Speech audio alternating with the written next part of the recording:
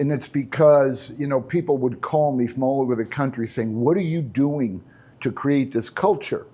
And really, it's not a secret sauce. It's just treating people the way they want to be treated. It should be common sense to walk by people in your office and say, thank you for coming to work today.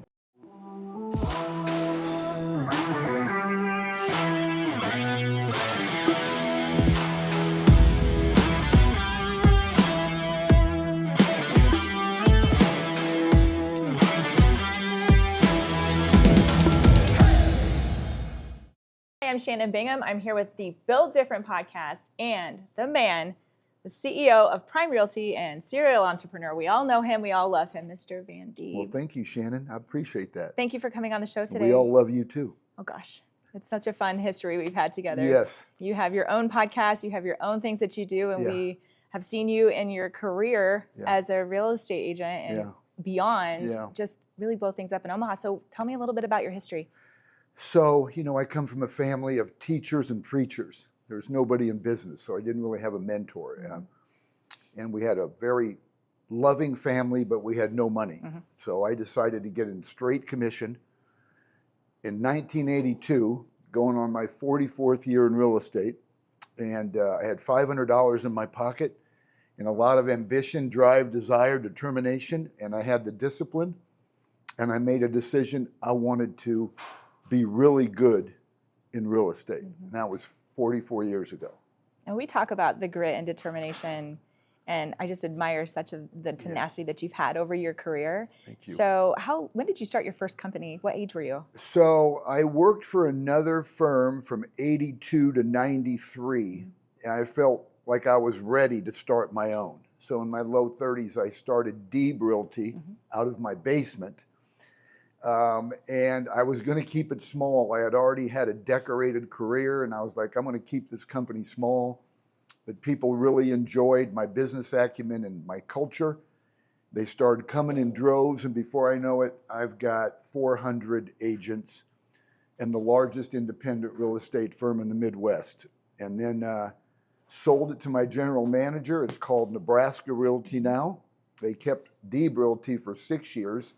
And then they changed it over, and I'm super proud of them. But then I retired for about 30 minutes, and that was about a record. Opened up a couple more real estate firms and sold them, and now I have one called Prime Realty, and I'm keeping this one. I'm keeping it real small. We have currently 30 agents, so we want to keep it boutique, and I'm one of these, I can't wait to go to work every day. You have some dynamic people that are working for you. So culture is everything. And you have created cultures over and over again in your businesses. So tell me, what is the real thing when it comes to creating a culture that you found to be very true and real? Yeah, so, it's very unusual that people stay with real estate firms. They usually jump on the train that's going the fastest, and no one ever left my firms. And it's because, people would call me from all over the country saying, what are you doing to create this culture? And really, it's not a secret sauce. It's just treating people the way they want to be treated. It should be common sense to walk by people in your office and say, thank you for coming to work today. Our company wouldn't be the same if you didn't work here. So these are the things that we as leaders have got to make sure that the people that we surround ourselves with, they have to feel valued, or why would they be with you? It's the same in any relationship too. It carries through your life. It carries through personal and business. But I just feel blessed because I get to contribute to people's success and to their wealth. Yeah, that's the greatest thing ever. Now, personally, I love calling you a friend, but I think you're also an Omaha legend. Oh, boy. I think people get excited to, it's not because you're old, but people get excited to meet you and to know you. But you are really a great face in the community as well. So tell me about your philanthropy and your heart when it comes to the community.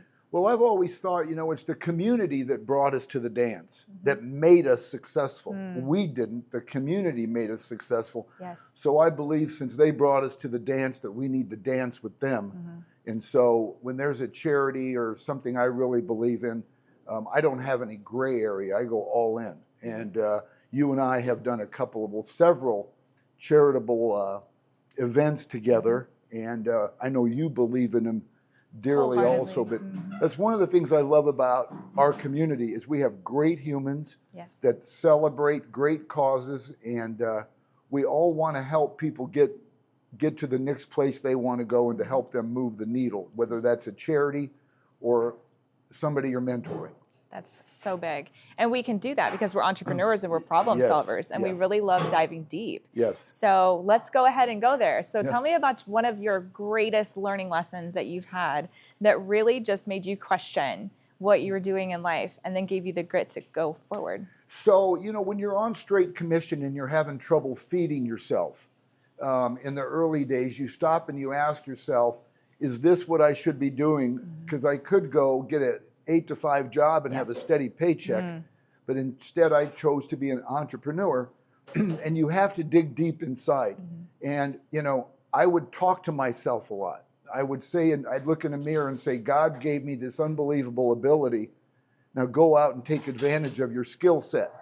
So I would always get myself excited. And I understand that you don't have to be great to get started. You just have to get started to be great. And I made a decision that I didn't want to be good in real estate. I didn't want to be great in real estate. I wanted to be unstoppable. Yes. So I spent the last 44 years trying to be the best of the best of the best of the best. And I feel confident that I'm there. So all of us as entrepreneurs have something that drive us. And if you want to be unstoppable, that doesn't just happen. Yeah. So where does that seed of like drive come from in you? Well, I want things. You know, I want what I want. In order to get that, I have to earn money. And there's nobody telling me how much I can make or how much I can't make. As entrepreneurs, we have the ability to do whatever we want. Entrepreneurs have the attitude of, there's nothing I can't do if I want it bad enough. And now that I'm at this phase in my life, I want to create income to benefit other people. I could have retired 15 years ago and live in my home in Scottsdale, Arizona, but I don't because I'm not done. So my efforts today, I want to benefit other people that are trying to get to where I am. So if someone asks, Van, Mr. Deeb, Yeah. how do I get started? Like if I have all these ideas and I just don't know how to land running. So give that advice. Surround yourself around like-minded humans. There's a saying, if you show me your friends, I'll show you your future. We are the average of the 5 people we spend the most time with. I say, find your Shannons, find your Willies, find the people that have done something, that have been there and done that. And if you're lucky enough, like me, I've been there, I've done that, but I'm still doing it. Yes. Try to latch yourself onto those people and, you know, learn from them. Always learn. Never go into a room like you know everything. Go in there with the idea. I don't care if I'm meeting with somebody that just got in real estate. They're 21 years old. I go in that room to learn something. We should always want to be learning. That's so true. I love that mantra because myself, I love going in rooms and just finding out about people and understanding and connecting. Now, connecting is a big thing too. So do you have a mentor yourself? You know, I pick people to be my mentors, and they don't know it, but I follow them. So one of my mentors is a preacher. His name is Joel Osteen. And his preachings have really helped me in my career. So I flew down to Houston not long ago to introduce myself to him, and I got to visit with him, and I got to say, hey, you played a big impact in my life, and it was really cool that I got a chance to visit with him. But I get my motivation and inspiration, a lot of them from preachers. Yes. And not just other motivational speakers. But, you know, growing up, what really started my career was Rocky. The movie Rocky came out when I was in high school. And, you know, well, that'll fire you up. it got me all jacked up. And I think about that, and that was my motivation. And I got to tell you this, later in life, it's pretty cool how things come back full circle. Later in life, I'm doing all this advertising with my companies, and one of the radio companies that we advertise with, stations that we advertise with, they said, we're going to buy you a jingle we're going to have a company make Deeb Realty a jingle. they said, you're going to get a call from a group out of Memphis, Tennessee. So they called me and they said, what kind of theme do you want for your jingle? And I said, something with Rocky, like the theme. Yes. And the lady started kind of chuckling and she goes, you mean the group Survivor? And I go, yeah. She goes, well, how would you like to have Jimmy Jameson perform your jingle? Oh, and he's the lead singer of Survivor. Yes. He did all the Rockies. And I said, you can do that? Yes, please. She goes, he's my husband. Oh, no. Yeah, so he did the Deeb Realty jingle, and I mean, people were calling me saying, is that Survivor? Yes. And it was kind of cool because 20 years earlier, that was what catapulted me with my attitude. That's insane. Things come full circle. They do, and if you put it out there and you're doing good things will come to you. But you have to treat people well. Correct. Entrepreneurs need to know that people are your greatest asset, and you need to treat them like they matter. Yeah. And, you know, like Zig Ziglar says, if you help enough people get what they want, it'll come back to you tenfold. Mm-hmm.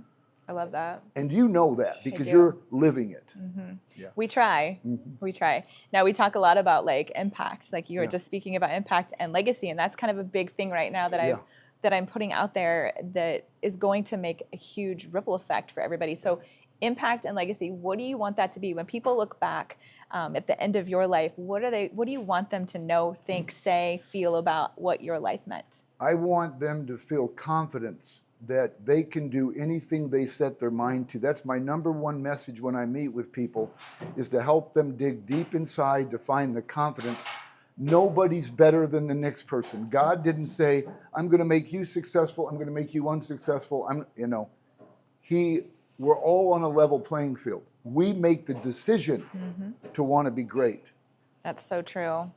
And it sounds like you literally live by your faith as well. So what are those moments that you've come up against where your faith was really tested? I think when you're in a position that maybe things aren't going the way you want them to. I think every business has that, and you question yourself a little bit. Maybe you were supposed to have some closings that didn't happen, or maybe some things didn't go your way. And, I'm a praying man. I don't pray for things. I pray for the ability to do the things I want to do. Yes. And I just believe the power of prayer, and I also believe in being motivated. I think motivation will conquer anything. If you're motivated, there's nothing you can't do. So what's the next, few years look like for you?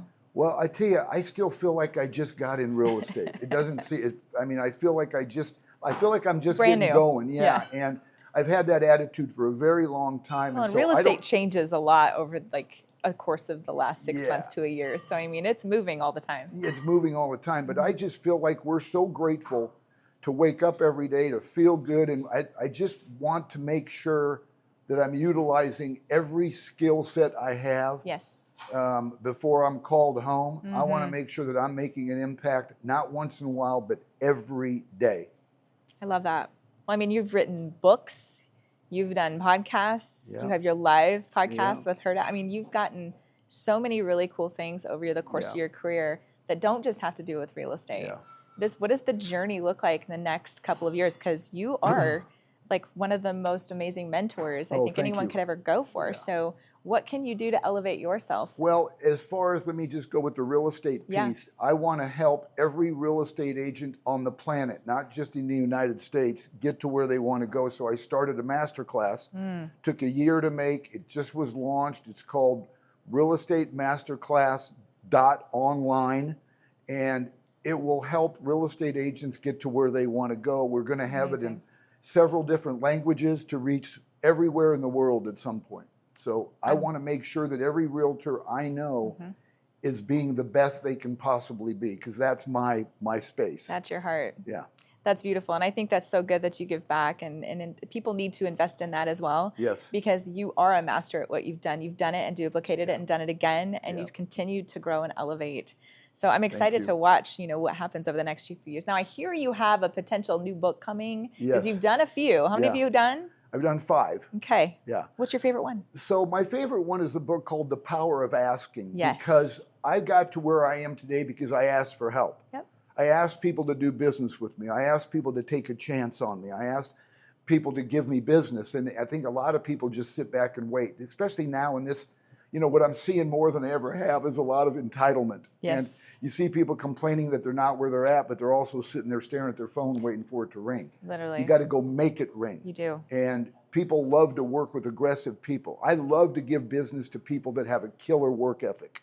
Yeah. So, yeah, I'm not even close to being done. As long as I feel this good, Yep. I'm going to be on fire for a long time. So what is your most important things that you lay out in your life? So I know that you've started a fitness journey. Yeah. So what do you do to prioritize your calendar? What is the priorities on it? You know, at the top is Dog Baxter. I know, right? You know we I have love to mention Baxter. Yeah, I became a dog owner 6.5 years Yes. ago, and I feel like I have a shiny new toy.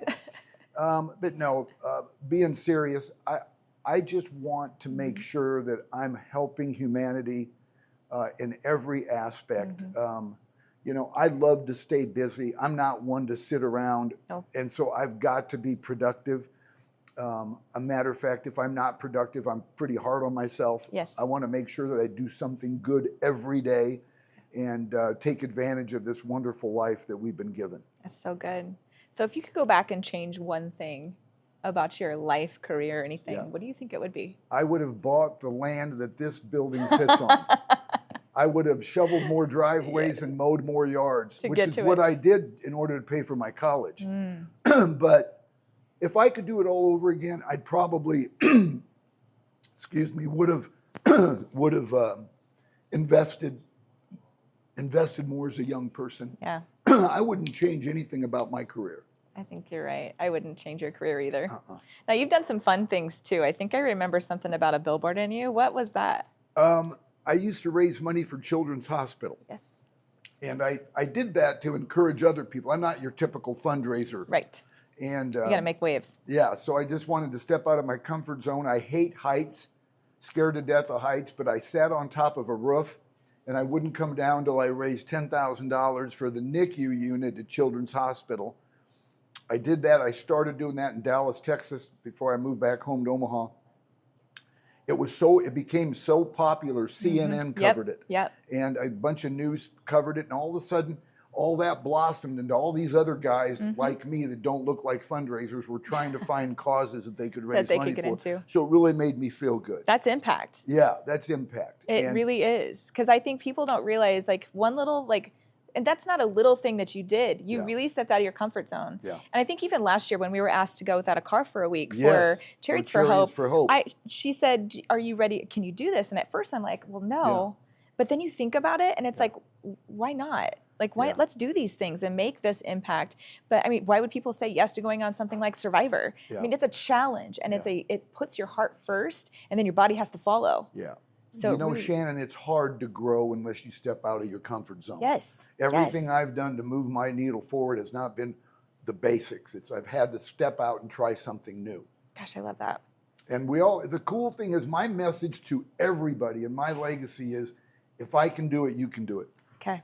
And I feel. Write that down. Yeah. There's nothing you can't do if you want it. You got to have the 5 Ds. Drive, desire, determination. You got to have the discipline. Yes. I mean, if discipline is putting in your calendar, write 10 handwritten notes a day, write 5 a day, get on the phone, do this, do something good for somebody else. But I believe drive, desire, determination, discipline, and then bottom line is decision. Right. You have to make a decision that you want to be great. Most people get stuck in the decision.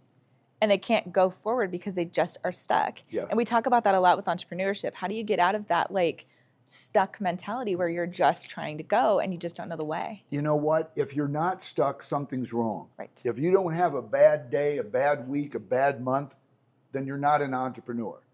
We all are going to face adversity and challenges, but entrepreneurs find ways. They dig deep inside and they say, I'm not going to let this take me down. I'm going to step it up. We always joke around that you have to have. I have a rhino in my office, and just so happens that it means if you don't have the skin of a rhino, you can't sit with us. That's right. I love it. Yeah, and if you're having a bad day, which we all do, or bad week, bad month, bad year, surround yourself with people that aren't. And it will rub off on you. 100%. It just does. And don't be afraid to turn people that you care deeply about and say, hey, I need some motivation. Yep. I need It is about your circle of influence when it comes down to it. Yeah. Because I think people get in the wrong circles and then they just get taken backwards. Because all of us have been told, what are you doing? Yeah. Every single entrepreneur has been told by somebody, you're on the wrong path. What are you doing? Yep. And it makes you question what you're doing. And those are the people you have to kind of silence to be able to catapult If they're not forward. for you, they're against you. Right. And I'm not looking for friends to say, you're the greatest, Nope, you're the nope. best. I just want to be around people that love their life Yep. or they want to love their life. Correct. And then we can contribute to that happening. Yeah, well, and those people that can speak into your life to tell you things that you'll receive, but then there's the naysayers that just are doing it because they can't do it themselves. And the that's okay. naysayers, you don't want to prove them wrong. No. You just want to prove yourself right. Absolutely. Like when I started my first real estate company, the other competitors were like, this town isn't big enough for another one, you'll never make it. And then those are the same ones 10 years later that are offering me 7 figures to buy me out. So you don't listen to the noise. Mm-hmm. If you want something bad enough, it's going to happen. It's just a matter of time. You got to put the work in. You got to master the 4-letter word, WORK. No one will ever take away the results that hard work does. And you know that more than anybody with, the salon and all that you've done in your career and speaking and pageants. You're the definition of hard work. Mm-hmm. Well, I appreciate that. But this is about you today. Okay. But no, I tell you what, we could literally write a whole book on what you just said. Yeah. Because there's so much good things that come out of your mouth on a regular basis. Thanks. People just need to be around you to be inspired. Thank you. Yeah, we all have it. There's nobody, like I say, there's nobody better than the next person. We all have it. Yeah. It's just a matter of, are we going to use it today or are we going to let it? But don't be afraid to talk to yourself. Don't be afraid to look in the mirror when you wake up in the morning and say, I expect big things out of you today. There's nothing wrong in that. Now, your dog may look at you funny. May look at you like, Baxter's probably heard it all. Like, what's wrong with my dad? But if we don't demand this stuff, it's like Michael Jackson's, one of my favorite songs of his is The Man in the Mirror. Yes, because good. Because those lyrics are so true. So good. We make the decisions of what's going to happen in our life. Yes. Well, Mr. Van Deeb, I am so thankful that you were able to come and be with us today on this podcast. I'm honored. Our little passion project. Yeah. And, you are the epitome of an amazing entrepreneur. Oh, wow. And I'm so thankful that you poured out into our audience today. Yeah. And so Prime Realty, the CEO of Prime Realty, you guys, he is the man to follow. Please follow him. I also want to give a shout out to Apiary, this amazing location to be able to film at, and also 7 Salon for some of the hair. So, but thank you, Mr. Van Deeb. Again, the Prime Realty, and he will be able to be reached at vandeeb.com. Is that right? Vandeeb.com or van@vandeeb.com. Got it. I would say I'm in the phone book, but people don't know what that. But people don't know what that is anymore. What's a phone book? That shows my age. Awesome. Well, thank you for joining us for this podcast on Built Different. We'll see you next time.